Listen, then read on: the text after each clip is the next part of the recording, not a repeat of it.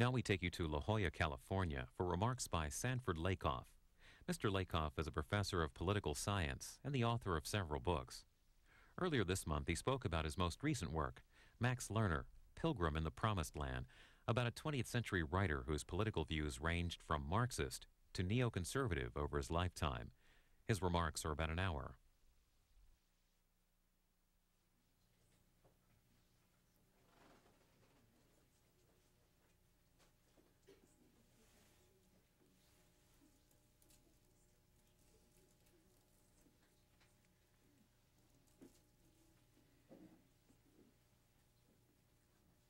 Yes. Well, good evening, ladies and gentlemen. Welcome to D.G. Wills Books in La Jolla, California. Max Lerner's distinguished, erudite, and eclectic career included managerial editor of the Encyclopedia of the Social Sciences, some 7,000 columns in newspapers such as PM and the New York Post, scholarly articles in the American Scholar, Foreign Affairs, The Nation, The New Republic, Atlantic Monthly, and others. Distinguished academic positions at Sarah Lawrence, Williams College, Harvard University, Brandeis University. Generations of students of political philosophy and political theory have benefited from Max Lerner's brilliant introductions to the works of John Stuart Mill, the Modern Library edition introductions of Aristotle's Politics, Machiavelli's The Prince and the Discourses, and Adam Smith's The Wealth of Nations, as well as his brilliant introduction to the Viking Portable edition of Veblen's Theory of the Leisure Class. Max Lerner's major works included The Mind and Faith of Justice Holmes and his seminal America as a Civilization, a copy of which we have sitting on the desk here. The late Supreme Court Justice Hugo Black said of Max Lerner in a letter to him, "Few men have the gift you possess to think profoundly and speak simply." A student of Max Lerner's at Brandeis University, Sanford Lakoff, now a professor of political science at UCSD, will discuss his new book, Max Lerner, Pilgrim in the Promised Land. Professor Lakoff's numerous publications include Equality in Political Philosophy and Democracy, History, Theory, and Practice. The noted historian Arthur Schlesinger, Jr. has referred to Professor Lakoff's new book as a fair, honest, and vivid portrait of one of the notable American public intellectuals of the century. Thank you, Professor Lakoff, and welcome. Thank you, Dennis.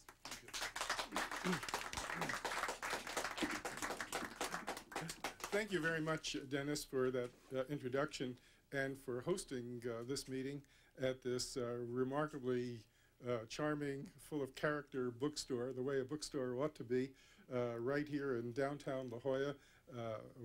I'm among many friends here, and I'm particularly pleased, therefore, to be able to talk about this book for the first time, really. It's only been published a couple of weeks. It's beginning to get reviews, and I'm learning something by reading the reviews. There was one in the current issue of the New Republic that I recommend to everyone. It's a really very perceptive and lengthy review, and there have been others. You know, when I try to talk about Max Lerner, I realize that I'm talking to two very different audiences. One are people like me who knew him and were enchanted by him, and others who probably never even heard of the man. And so I ask those who are familiar with him to bear with me a bit if what I say is sometimes pretty obvious to you. The Reader's Digest used to have a series called The Most Unforgettable Character I Ever Met. I think from my point of view, I could say something like that about Max Lerner, and I'm not the only one. There were many people who heard him lecture or who studied with him or who knew him personally and were utterly charmed by him. He really did have a remarkable gift, a platform gift. He was just a great lecturer. And he could be formal if he wanted to and informal if he wanted to. One of the courses he gave at Brandeis was his famous course on American civilization, the one he gave while he was writing the book, his magnum opus. And the way he gave it was he would come in and just sit on the lip of the stage flanked by two of his section men, his assistants, and you know, he would have us read parts of the book and then field questions and turn it into a seminar, even though there may have been 100 or 200 students in the class. And of course, he had that wonderful teacher's gift of turning a not so good question into a very pointed and smooth question. And he would say, I think, when we would ask a question, he would say, I think what the young man is trying to say. And, you know, out would come a very smooth question. And the young man would say, yeah, that's what I had in mind. We liked that, of course. It made our thoughts sound particularly good, but there was a bit of paternalism in it. So one day, when he got his comeuppance, you can imagine how good we felt. We had a visitor who was Alexander Michaeljohn, a much older man, famous for his innovations in education. And he was talking about his ideas, and at one point, to help him, Max Lerner got up and said, I think what Mr. Michaeljohn is trying to say, as though he were a student, you know. And Michaeljohn rose up and said, well, God damn it, Max, when I want to say something, I'll say it. I don't need you to clarify it for me. Well, you can imagine how we all cheered. But it was typical of him. He took it all with good grace. He wanted very much for his students to meet people like Michaeljohn. He invited all sorts of interesting people, Alfred Kinsey, Margaret Mead, to the university so that we could learn from them. And that was really only one side of him. He was a professor for some 50 years of his life, as Dennis pointed out, beginning at Sarah Lawrence, continuing at Harvard, Williams, Brandeis for the longest time, toward the end of his career at United States International University here in San Diego and Los Angeles, and for 2 wonderful years at Notre Dame, where he was the first occupant of the Welch Chair in American civilization. But as I say, that was just one side of his career. The other side, the side I suppose that most people learned to know him from, was as a newspaper columnist. And again, that career spanned some 50 years, beginning with the newspaper PM, and then through the New York Post for a very long period, and he was syndicated to many of the major newspapers in the country. Perhaps I could say a word about the newspaper PM for those who don't remember it or know of it. It was a remarkably innovative newspaper. It was founded by a man named Ralph Ingersoll, who had worked with Henry Luce to develop Time, Life, and Fortune, and who wanted to do something on his own for which he would get credit. And he decided he would reinvent the newspaper and try to free it from the influence of the vested interest, the advertisers. And so, for a while at least, PM took no advertising. The idea was that it would simply get by on its circulation. And Ingersoll had it all worked out. He was going to introduce the most modern methods, including 4-color printing and so on. The war interfered with all of that. The newspaper got started in 1940, and before long, Ingersoll was drafted. So he never really had a chance to put all these ideas into effect. Nevertheless, the newspaper was really innovative. Because it didn't have advertising, for example, it had consumer columns, which would tell you where the bargains were and recommend movies for you to go to, because otherwise you wouldn't know what was playing in the movies. PM was also called the newspaper of opinion, because it emphasized not an editorial. The idea was there shouldn't be an editorial reflecting the view of the paper, but individual writers for the paper could, of course, express opinions. Max Lerner became the leading editorial writer for PM. So here it was, the newspaper of opinion. It cost a nickel when other newspapers cost 3 cents. So the joke in New York was that PM was really the 8-cent newspaper. A nickel for PM and 3 cents for the New York Times to find out what was happening. Yeah, it was a feisty newspaper. It was very much a champion of the labor movement. It was a champion of FDR. It was anti-fascist. And for a while, it was a terrific experience. And that's how I got to know Max Lerner, because I was a reader of PM, and I, like many others, I admired his opinion pieces. So when I had a chance to study with him at Brandeis, I was thrilled. And I must say that I wasn't disappointed. He was really an inspiring teacher. He was a very generous teacher. Once when I pointed out some minor errors in one of his manuscripts, I got a gift in the mail of 2 books. You know, that was typical of him, and people who know him always remarked that he remembered them, that he wrote to them, he thought well of them, etc.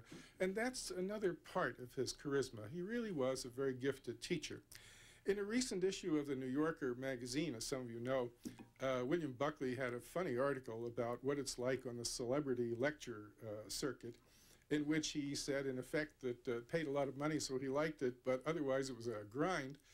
And toward the end, he said, well, there are some people who like to lecture. And he said, Max Lerner once told me that if he could, he would lecture every day of the week.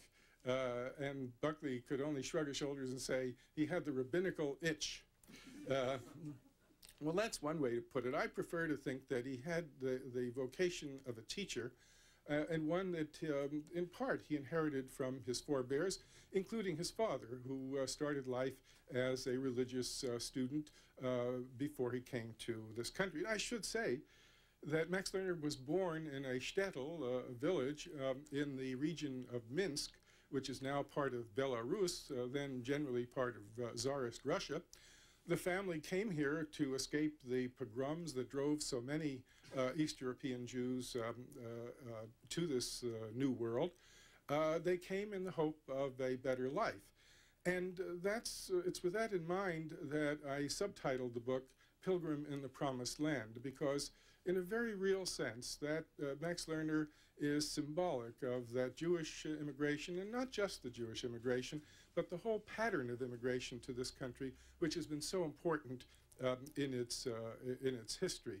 And that is the beginning of a clue to the significance of his life and to what happened to him in the course of his development.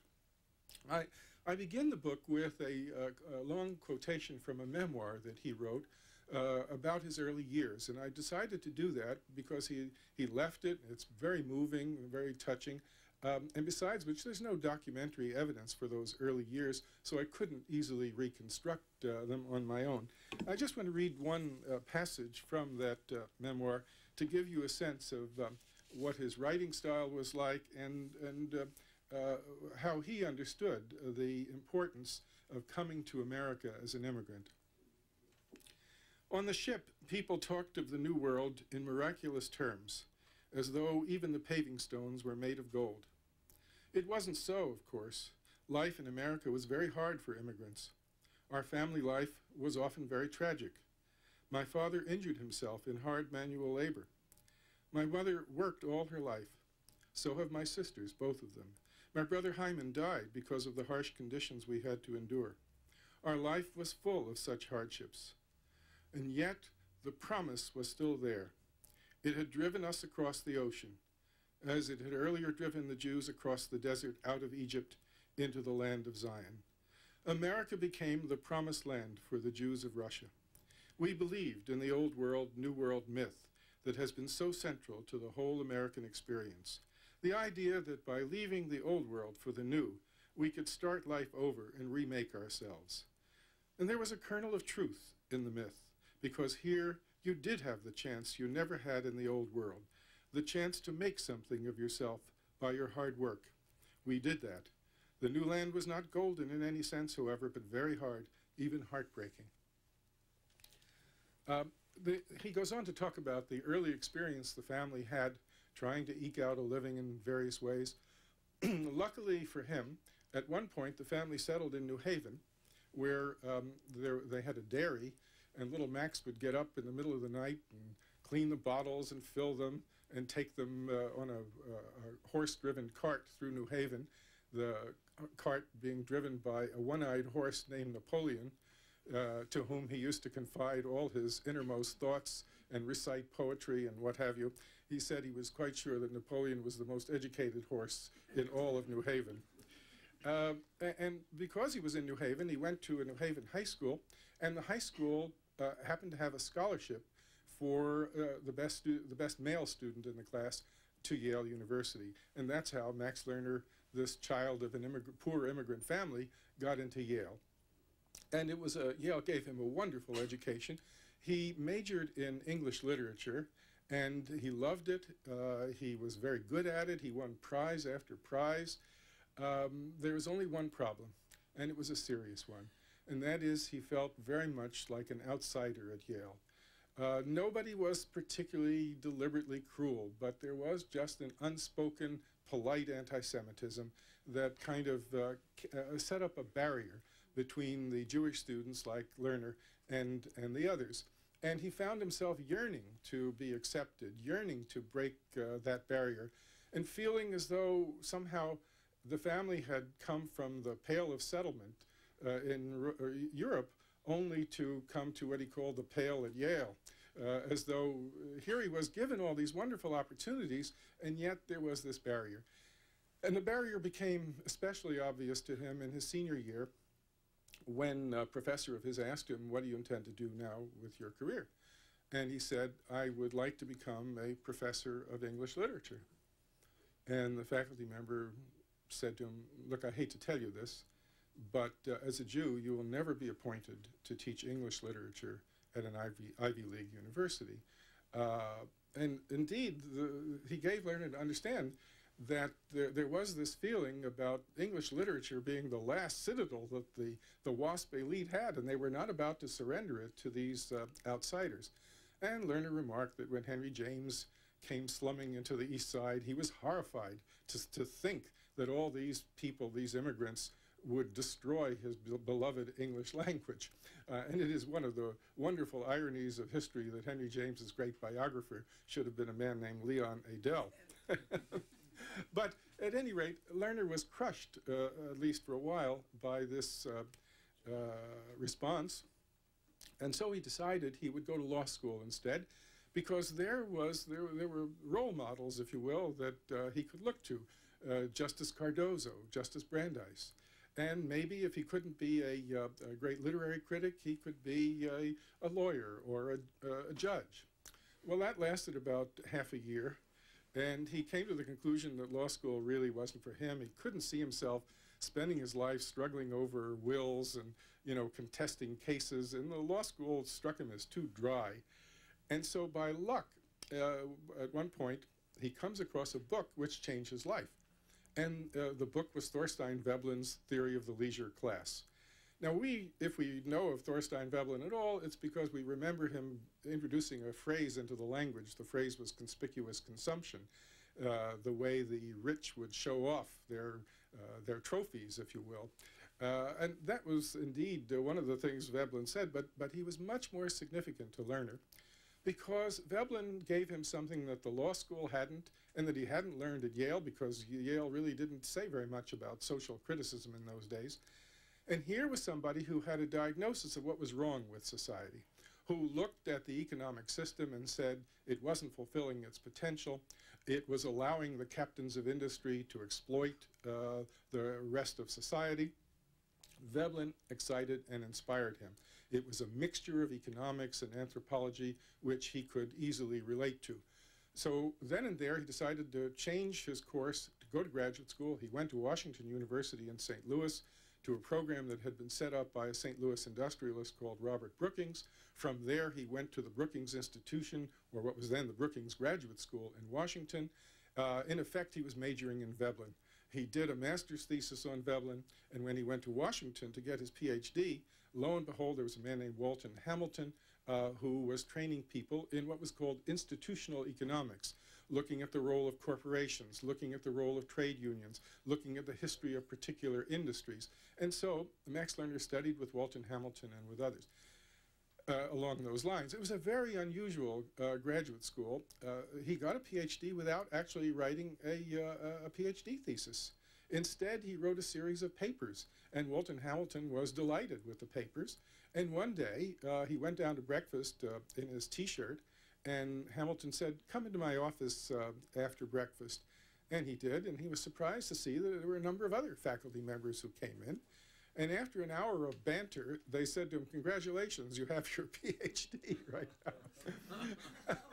And so, you know, someone commented later that this was an ideal graduate school for Max Lerner, that had he been in a more straight-laced kind, he would have rebelled against it, because he just had a restless interest in all sorts of things, and this school enabled him to indulge them. From there, he took a job, thanks to his mentor, Walton Hamilton, working on the Encyclopedia of the Social Sciences, which was a kind of postdoctoral fellowship in the social sciences. And then he was launched into an academic career. But the lure of journalism immediately, or almost immediately, got to him. And when he was at Harvard as a lecturer, he got an offer from the new publisher of The Nation to become political editor of The Nation.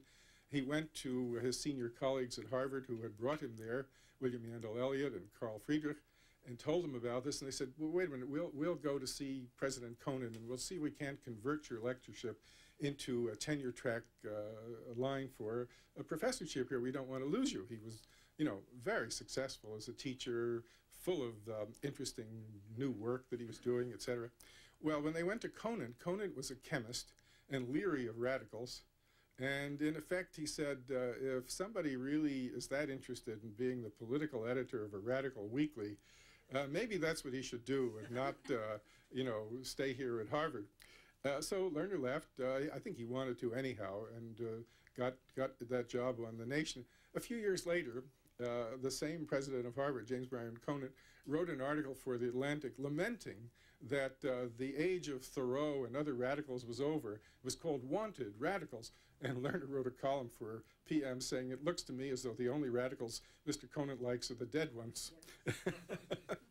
But his Nation job came right at the time when Roosevelt's New Deal was running into trouble from the Supreme Court. And although at first, like a lot of people, Lerner wasn't all that enamored of Roosevelt, he realized that the New Deal was an important, necessary change in American society. And when Roosevelt proposed his infamous court-packing plan, when he just wanted to overcome the opposition of the Supreme Court by simply adding new justices to the court, Lerner supported him in The Nation, to the horror of the publisher, Maurice Wertheim, who said, you're embarrassing me in front of all my friends. You can't do this to this great institution. Please reconsider. And Lerner said, sorry, my conscience guides me and all of that. So finally, Roosevelt withdrew the court-packing plan. When the court shifted ground, it was okay for him, but Lerner lost his job on account of this. Meantime, he did something else which was rather important in the history of the time, and that is he helped save the nomination of Justice Black. The news had come out after Roosevelt nominated Black, who was then senator from Alabama, that in his youth he had been a member of the Ku Klux Klan. And this was, it looked like, was just going to destroy the nomination. Lerner went to visit the ship on which Black was returning from London, went and had an interview with him and Mrs. Black, and realized that Black had long ago repented that earlier period, and that he would make a great Supreme Court justice. And so he wrote in The Nation and elsewhere defenses of Black, which were very important coming from that side of the political spectrum, and saved Black's nomination. And from then on, he and Black were mutual admirers and had an interesting correspondence. I should also mention that at Harvard he got to know Felix Frankfurter, and Frankfurter, with his usual acerbic style, would always write to him comments about his articles on the court and what he did wrong and how he should change, and, oh, if only you had studied with me, etc., etc. It's a fun, an amusing correspondence, and one which very warm in character. He was also, Max Lerner also became friendly with Harold Lasky. In effect, Lasky was a major Labor Party intellectual in England, and Lerner came to see himself and was seen by Lasky as a kind of American counterpart. I call him in this period a populist, a popular front progressive. He was very concerned about the threat of fascism, especially in the Civil War in Spain, and for that reason, he was in favor of unity on the left. He was never a communist. He thought the communists in America were a ridiculous force. But he refused to distinguish himself from them. He wouldn't call himself an anti-communist. And he hoped somehow, when the war broke out, that the alliance between the Western powers and the Soviet Union could be maintained. And it was only in later years that he realized he had succumbed to an illusion on that part and hadn't been nearly critical enough of Stalinism and of what had happened in the Bolshevik Revolution. But at any rate, it was in this period that he emerged into public view as a major champion, not just of the New Deal, but of going beyond the New Deal to create what he called a militant democracy that would produce democratic collectivism, a planned economy, not an economy which would be completely government-run, but which would have a significant component of planning in it. Later on, once the war was over and once the Cold War started, Lerner shifted ground and he became a centrist liberal. This is marked especially in America as a civilization. What you see in America as a civilization is a man who goes beyond radicalism to feel that the country has moved, it's accepted the New Deal, the economic system has been reformed, we now have government regulation, and who gets a completely new appreciation of America. And this is where I think that that immigrant who felt like an outsider now feels very much a part of the society. He has helped to shape it, and he feels a great respect for it. Time magazine said in the 50s he had a crush on America, and I think there is a certain truth to that. But you know, when I first read the book, and when a lot of people read it, we thought of it as a sort of panorama, a snapshot of America in the mid-20th century, and a feat, to be sure, to be admired, but rather eclectic and so on. And I have to confess, the significance of the book, because the significance was that he discovered something about America that none of the other great analysts, from Tocqueville and Bryce had fully appreciated. And that is what he called extended genesis, the idea that America was capable of adapting, partly because it was a nation of nations, as Whitman said. It brought people together from different countries, with different experiences, and partly because it had this tremendous love of innovation. You know, this is the other side of Henry Ford saying history is bunk. It's bad in some ways because we don't remember what we should remember, but it's good in the sense that we are not trapped in our history as so many nations have been. And we're capable of innovating, not just technically and scientifically, but even culturally and politically. So I think that the reason that Lerner celebrated America was that he thought it was a uniquely modern country. It would be the archetype of the world because it had this capacity for continual renewal. Now, you know, I could say much more about his intellectual work. Let me just say a word about his private life. Max Lerner was a man with a great passion for life, and he loved the company of women. He once said that he never learned anything worth knowing except from a woman, and he learned a great deal in his life. He had 2 marriages, and he did have some extramarital affairs. You know, I think partly this is to be explained by the bohemianism that developed in the 20s, but no doubt it had a lot to do with his own particular personality and character. I don't want to draw any comparisons to President Clinton, but it is interesting that Lerner did write some essays on eros and power, in which he talked about this phenomenon in connection with President Kennedy, President Johnson, and others. So the private life is certainly part of the story, and not easily reconciled with the public life, except in perhaps this respect. He thought that America was going through a transformation, much as it had gone through the New Deal. It was going through a transformation to a freer, less repressive mode of life. And he was convinced that it had started with the Kinsey Report. He became a friend of Hugh Hefner, spent a lot of time at Hefner's mansion, and he admired Hefner and thought very well of what he was doing. But I have to say that, unfortunately, this later period of his life was by no means the most creative intellectually. He wanted to do a book on eros in America, which would be a sort of counterpart, social science-y counterpart to what Herbert Marcuse had done, Eros and Civilization, and Norman Brown had done, But he never did get to write that book. And toward the end of his life, he wasn't quite as influential a figure as he had been. He continued to teach, he loved to teach, and he continued to write, he loved to write. And to the shock and surprise of his newspaper readers, in the 1980s, he turned neoconservative, or at any rate, he endorsed Ronald Reagan, and he endorsed the turn to the right that the country had taken. And, you know, you have to ask yourself, well, why could he have done that? How, after 50 years as the champion of liberalism, and before that of socialism, could he have moved in that direction? I tried to explain it to some extent in the book, and among other things, what I say here, in the 1980s, he felt so frustrated by the willingness of liberal Democrats to embrace racial and gender quotas, to cling to welfare programs that worked only to promote dependency, to put so much stress on the rights of criminal defendants as to ignore the rights of the law-abiding citizens they preyed upon, and to weaken America's resolve to defend freedom abroad, that he announced his support for Reagan, dismaying his liberal friends and followers. Near the end of his life, he did not think of himself as a conservative or as a neoliberal or neoconservative. None of these labels, quote, would jive with my progress on my intellectual pilgrim's journey, unquote.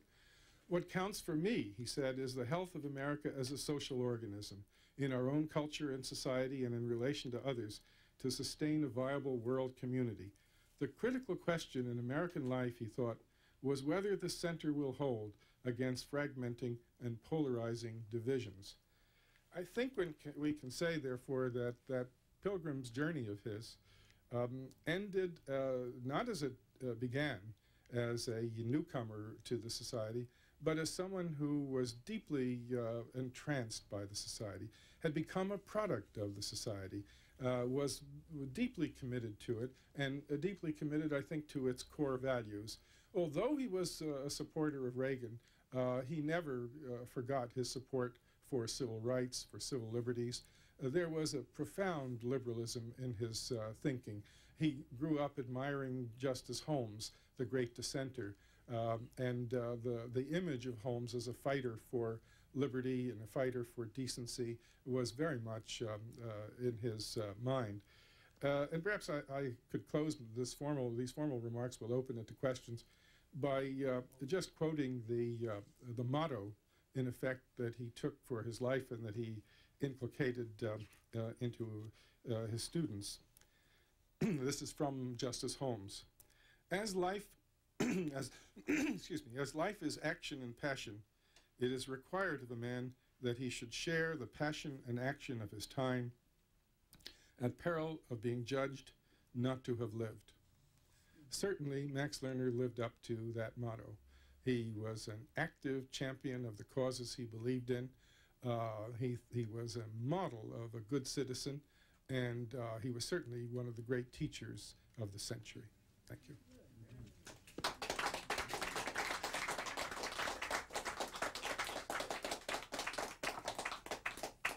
Please, who wants to fire the first shot?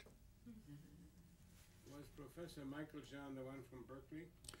Well, not to the best of my knowledge. Was Professor Michael John the one from Berkeley? He was, I believe, in charge of a program at Amherst. He was famous as an educational innovator. Well, there's one professor we see at Berkeley that Well, lived in Berkeley. it could be. I don't know. Yeah.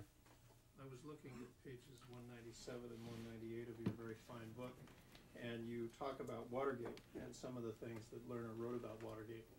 And I wanted to read a couple of sentences and then ask you to comment on Please.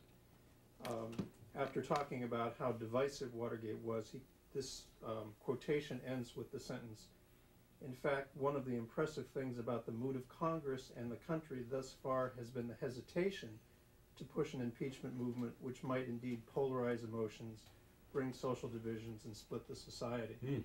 And then on the next page, and I would point out sort of as a caveat that we learned today that Speaker Gingrich has resigned, he describes Nixon and says one of his purposes was to contain the turbulent rebellions of the 1960s, but he was himself a kind of anti-establishment rebel. He fought the Eastern Republican establishment, loathed the liberal intellectual establishment, despised the traditional leadership of Congress, the press, and the courts, except where he could use it to his purposes. He saw himself as a maverick, at home only with the close circle around him who share his contempts and his tough guy talk. Now, my impression from that is that maybe we've been misreading the present situation, that it's sort of the roles are reversed. Speaker Gingrich has the same mentality that Mr. Nixon had, and the Congress has sort of departed from its traditional role, which is one of more restraint. Well, it'd be hard to summarize that comment you just made, but let me see if I can respond to it. I think your observation is an acute one. I think there is a profound difference between the attitude of Congress at the time of the Nixon inquiry and the attitude right now. I think Congress is much more polarized now, and for a while, not at all averse to a very polarizing inquiry into the presidential affairs. But I think that Nixon was a peculiarly isolated figure. You remember how difficult it was for him to make small talk. He once stopped a procession. He was once in a motorcade, and the motorcycle policeman ahead of him was injured. It was a little accident. And Nixon got out and wanted to comfort the man. And he went up to him, didn't know what to say. And he said, "Do you like your job?" he was really, he had a certain peculiar quality, and it showed itself in his politics. I don't think that's obviously not true of President Clinton. He has a remarkable gift for political rapport. And I think the big difference between the situation then and the situation now is obviously that whereas then the people were convinced that they had lost confidence in the president, now it's only in Congress that there is that feeling of loss of confidence, and the election results have forced the Congress to recognize that they have to get beyond this whole impeachment affair, shorten the thing, get it over with, because people just are not approving it. So it's a very different situation than the one Lerner described. The interesting thing to me is that when the Nixon business first broke, when Watergate first broke, he did not think it would lead to an impeachment. And I think by then he had developed a certain reverence for the institutions of the country, and he was kind of surprised and shocked when it finally led to a near impeachment. Would you agree that Gingrich is sort of like the anti-establishment maverick?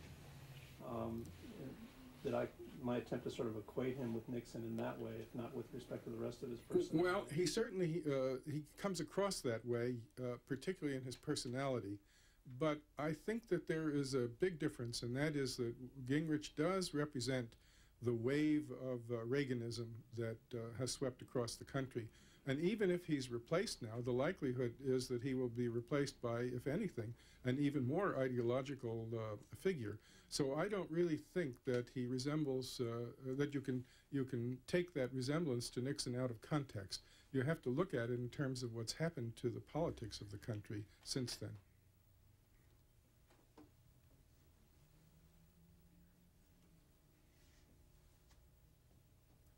I have a question, Professor Please. Lakoff. Thanks. Inasmuch as Max Lerner's magnum opus, America as a Civilization, is spoken of and compared with de Tocqueville's Democracy in America and perhaps Arnold Toynbee's A Study of History, can you elaborate in greater detail Sure. with regard to the differences of their respective notions of what constitutes a civilization? Well, don't encourage me, Dennis. I could go on for hours on that. But let me first point out the distinction with Toynbee. Toynbee is the one who popularized the notion of civilizations, and he said there were something like 21 of them, many of them which were now obsolete. But he saw America as an offshoot of European civilization. And for him, what defined a civilization was primarily its religious beliefs. And that's why he thought of Western civilization as essentially Christian civilization. Lerner argued with Toynbee in a journal article that this was the wrong way to think about civilizations, that one had to think about a civilization in terms of its impact and not just in terms of the religious motif. And in that sense, he recognized that America had been originally an offshoot of Europe, but he thought that it had developed a character of its own, and indeed that it had become a civilization with an impact of its own. It wasn't, the rest of the world wasn't trying to catch up with Europe so much as it was with America. Now, to bring Tocqueville into this picture, Tocqueville really did not have a concept of civilization in the same sense as either Lerner or Toynbee, because he thought he was dealing with one continuous Western experience. What concerned him was the development of equality, or equality of conditions. And he came to America to see how that movement would express itself in this country compared to France, which he knew himself and which he had studied, in the hope that he could draw some lessons from the American experience for Europe. Now, while he was here, however, he did have some wonderful insights into America, the American character, into American institutions, which we have all learned from, and certainly Lerner learned from. So to that extent, you might argue that Tocqueville certainly paved the way for Lerner because he explained some important things about American development. The single most important thing that Tocqueville taught is that America, as he said, the Americans were fortunate in having been born equal without having to become so by revolution. In other words, that from the beginning we lacked a major feudal past, and for that reason he was hopeful that democracy would take a very different course here than it had in Europe, where you had reaction, where you had continual revolution, civil war, etc. Another teacher of mine, Professor Lewis Hartz at Harvard, took that insight and transformed it when he wrote his book, The Liberal Tradition in America, to argue that we have always been in the grip of a Lockean liberal consensus. And indeed, he saw Lerner's Odyssey as proof of the power of that liberal consensus. You may struggle against it. You may try to be an anarchist. You may try to be a socialist. Pretty soon you will return to liberalism if you expect to have any influence here, because it is the founding ideology. It is the one that was ingrained at the time of the revolution. And for Hartz, as for Tocqueville, it's the defining ideological statement of American political character. I hope that answers your question. Thank you. Sandy? Yeah. You've talked about Max as a writer, a scholar, a teacher. How was he as a father? How was his relationship with his children? I think he had 5 or 6 children. He had 6 children, one of whom, alas, died in early youth, which he never really got over. He mourned her the rest of his life. Generally speaking, the children thought of him as a wonderful father, and certainly his widow, Edna, described him in that way. By that I mean that he was always available to them. They would come see him in the middle of the night when he was writing his column, and he never closed the door to them. He always invited them in. He loved to spend summers with them, in a way teaching them things that his own parents had never taught him, how to ride a bike, you know, all of those active things which his parents had just had no time to teach him. He took great pride in their accomplishments, and the eldest son, Michael, won a MacArthur Prize for his work on alternative healing. He runs a foundation in Northern California called Commonweal. The middle son, Steve, writes on environmentalism, has just written a book called Eco Pioneers. And the youngest son is a medical oncologist in Boston. The daughters are both very interesting people, charming people. So I would say, on the whole, he was a wonderful father. Now, if you ask one of the daughters, she will complain that he wasn't loving enough. And remember that he left his first wife, who was the daughter's mother, and that inevitably created a certain resentment. But he certainly kept in touch with them. He took great pride in their achievements. And just as he was a dedicated teacher, I think it's fair to say he was a dedicated parent as well.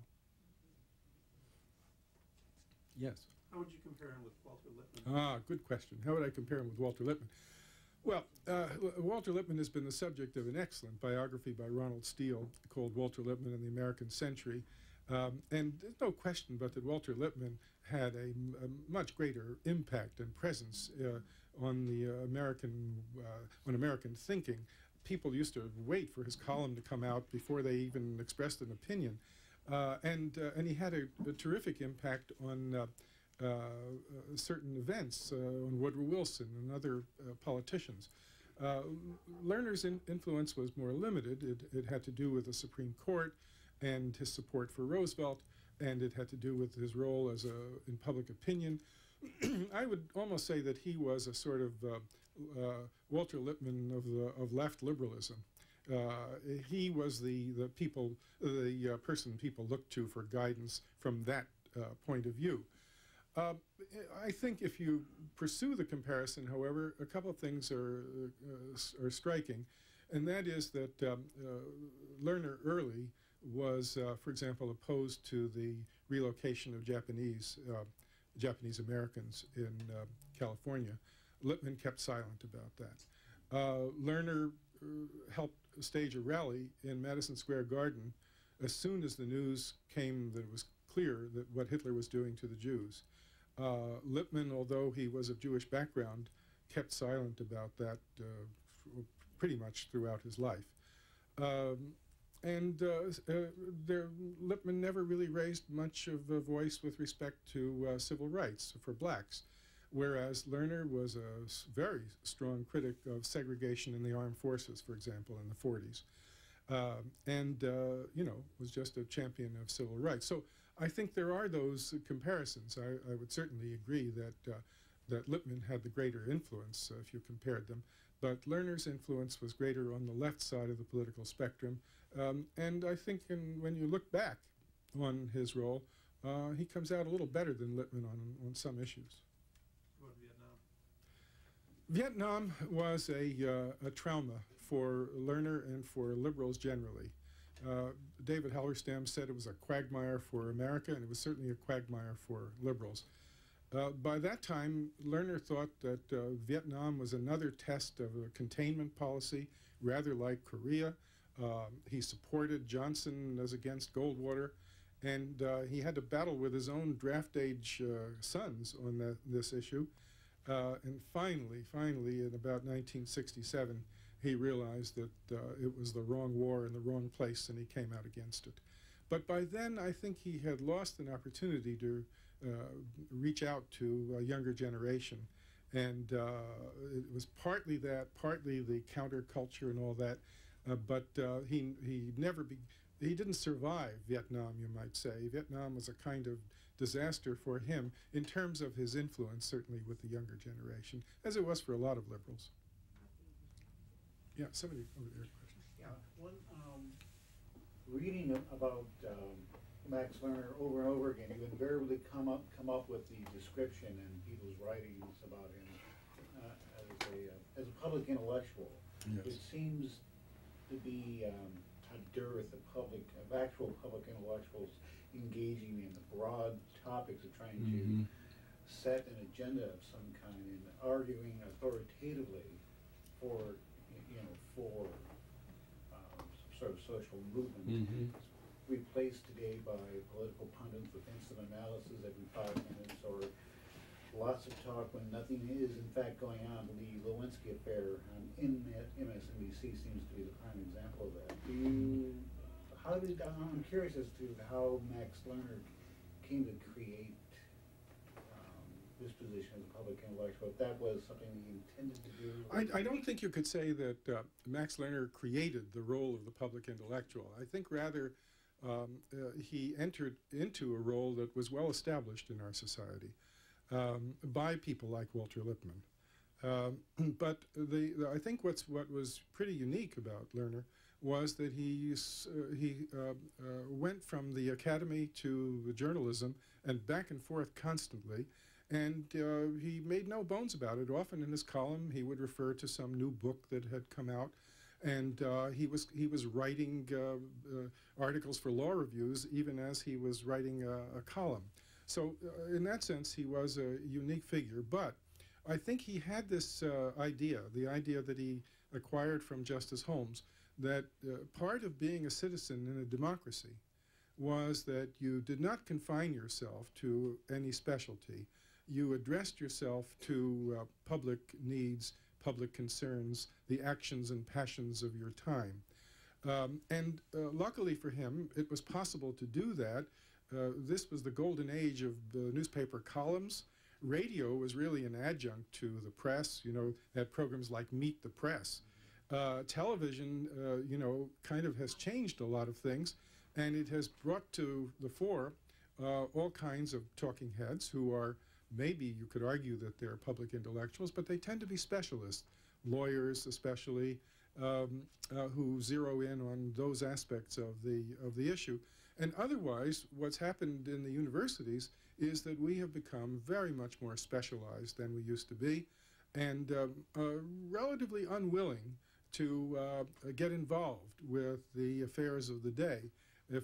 One of my colleagues is here, I hope he won't mind my telling this little story, but during the Gulf War, I was on television locally about it, and the interviewer asked me, what do your colleagues think about the Gulf War and President Bush's policy in it?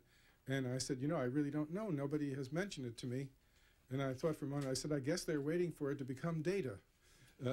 So I'm afraid that there is the impact of the natural sciences on the humanities and the social sciences has, I think, tended to make a lot of us less publicly oriented as intellectuals. Now, there are exceptions, but they tend to be, I think, older people like Arthur Schlesinger, who came right out front on this impeachment issue. And I'm sure you could find some others. One could argue that George Will is in that tradition. George, not too many people know this, but George is a lapsed political scientist. He has a PhD from Princeton. We taught together at the University of Toronto. I'm sorry to have to reveal this to his followers, who may be discouraged to find that he's not just a public intellectual, but even an academic professor type. But there are people, in other words, who follow in that line, and we certainly need more of them. Excuse me, somebody's Sure. waiting for me outside. I'm Sure. sorry. Yes, Donna. What was his involvement with Zionism and his attitude towards the creation of the state? What was his attitude toward Zionism and toward the creation of the state? Well, all that happened while he was an editor of PM. And on the staff of PM was I.F. Stone.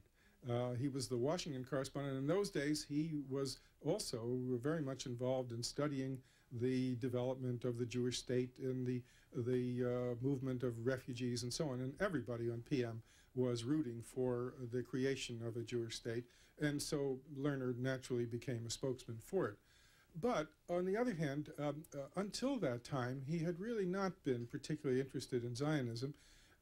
Justice Brandeis's son-in-law tried to convert him to Zionism, and he really was kind of indifferent to it because he felt that America was the promised land that he was attached to.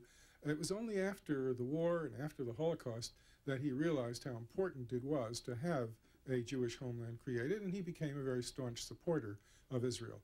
On the other hand, I wouldn't say that he was such a staunch supporter that he believed that whatever Israel did was right. For example, at one point, there was a proposal after the '67 war that Israel give back the territories and agree to the internationalization of Jerusalem. And Lerner thought that if that would achieve peace, it's something that should be pursued. So I would say that he was extremely sympathetic to Israel, very much attached to Zionism in that sense, but not in an unquestioning way. Yeah. Did you read all 7,000 of his columns? I read as many as I could possibly get, and I think that did amount to almost all. I had to get them from the UCLA library on microfilm. And then they ran out in the mid-'70s, and fortunately his secretary was still around at the New York Post, and she very kindly managed to get Xerox copies of the rest of them for me, so I was able to track him from the '70s all the way through the '80s. Reading the PM was a treat for me. Reminded me of my adolescent years we happened to have at the university library a complete set of PM, and it was no hardship at all to go back and read PM. Some of the columns in the New York Post were not quite as exciting as the PM days. And one thing I might mention is that Lerner, one of his endearing characteristics was that he could accept criticism, and especially when it was poking fun at him. In the papers at Yale, which he left at Yale, I found a parody of the New York Post done in the 1960s called The New York Pest. And the parodist wrote a column as if it were written by Lerner, which talked about the death of a dog named Wags, the spotted and lovable pet of little Jane Schwartz of the Bronx. And the parodist goes on and says, has Lerner observed, the lessons in this microcosmic human drama call to mind the current East-West struggle and, of course, the fate of America as a civilization, not to mention the even darker, deeper flowing stream of Freudian motivation, infusing, if not pervading, the entire sordid and yet, in a curious way, heartening little tale. And it goes on and on and on like that, poking fun at Lerner. And I thought it was wonderful of him to have included this in his papers at Yale so that it would be there for me to find. When did PM go out of business? PM died in 1948 after being rescued a couple of times. And it was replaced briefly by a newspaper called the New York Star, which had the distinction of being the only New York newspaper to support Harry Truman in '48, but it didn't save it. It was a little too bland, and it just never quite, that audience just never grew large enough. PM circulation went from, at most, to 150,000 to 180,000, and the same was true for the Star. It just wasn't large enough to compete. And of course, before long, the golden age of newspapers in New York was over. You had maybe a dozen newspapers spanning the political gamut, from the News and the Mirror all the way to PM and the Daily Worker. And what's left now? 3 newspapers, the New York Times and 2 tabloids, both of which resemble each other. That's why I left New York in 48. Yes.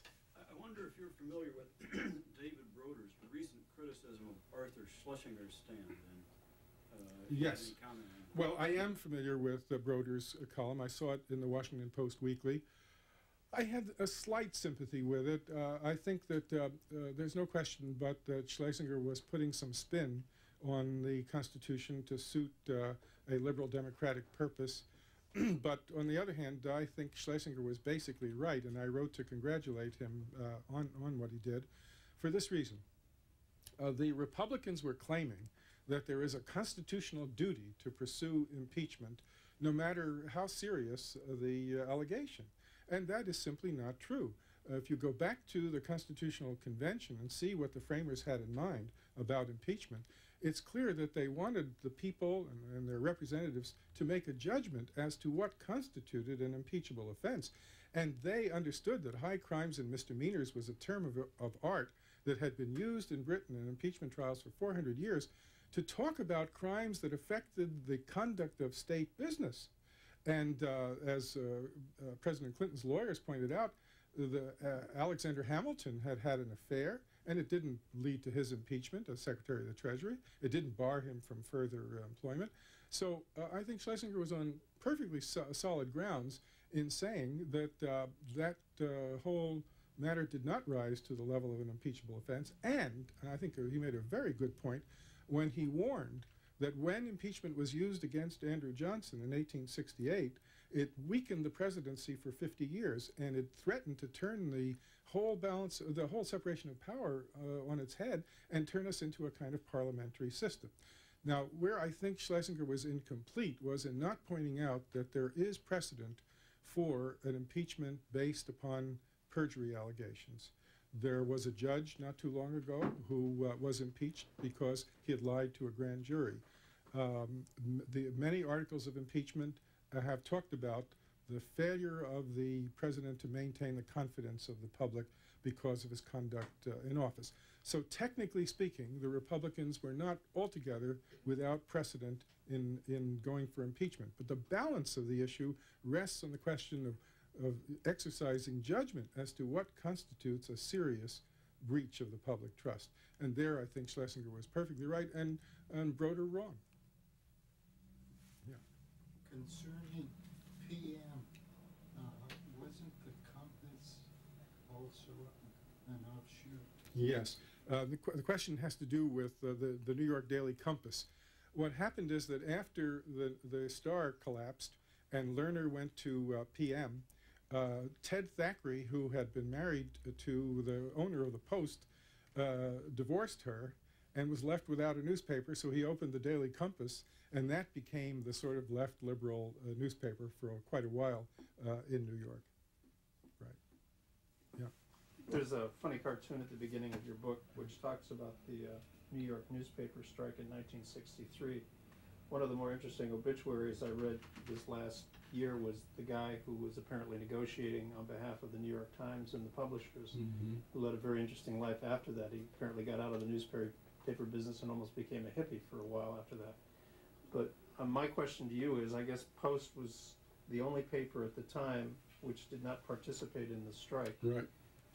Was that a difficult position for Lerner, or were they just were they on the right side even though they were still publishing? No, I think it should have been a difficult position for him, but judging from the columns, it wasn't. He just accepted the idea that the Post had to survive, and he was happy it was surviving. I think they were all very worried that the labor costs were going to drive newspapers out of business, which in the end, to some extent, they did. And so they put the survival of the newspaper ahead of their strong support of the labor movement. Yeah. That was a memorable year, I believe, when Mayor LaGuardia read the funnies on the radio. Well, that may have been, yes, that may have been. Strike. That's right, during the newspaper strike, when Mayor LaGuardia read the Dick Tracy and what have you over the radio, right.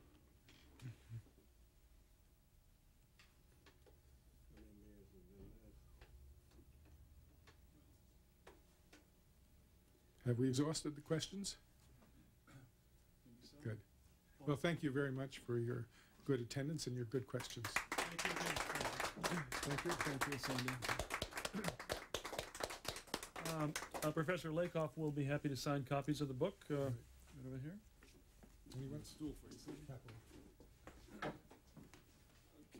You can find out more information about Max Lerner from the publisher, the University of Chicago Press. Visit their website at www.press.uchicago.edu.